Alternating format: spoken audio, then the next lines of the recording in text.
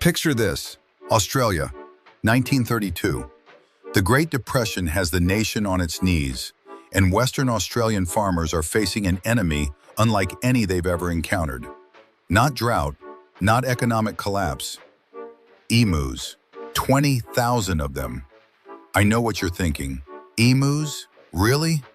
But hear me out, because what happened next became one of the most bizarre military operations in history. They literally called it the Great Emu War.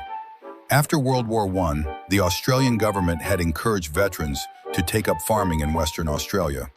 These soldiers turned farmers worked the land, growing wheat in the harsh outback. But when the emus began their seasonal migration after breeding season, they discovered these wheat fields were like an all-you-can-eat buffet.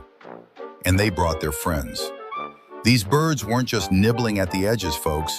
They were demolishing crops, trampling fences, and leaving destruction in their wake. The farmers were desperate.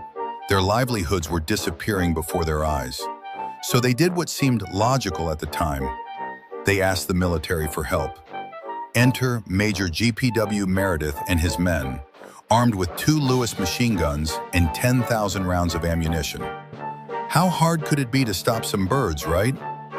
Oh, they had no idea what they were up against. The soldiers quickly discovered that emus are incredibly resilient creatures. They can run up to 30 miles per hour, zigzagging across the terrain like feathered guerrilla fighters. The birds would scatter at the first sound of gunfire, splitting into smaller groups, making them nearly impossible to target effectively. One soldier reported that even after being hit multiple times, the emus would keep running. Their thick plumage and tough bodies made them surprisingly bulletproof.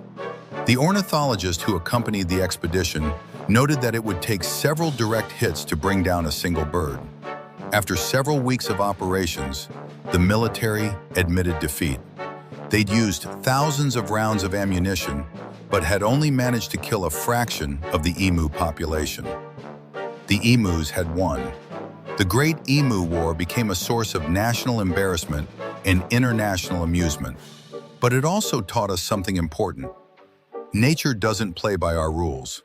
Sometimes the best-laid military plans are no match for determined wildlife in the Australian outback.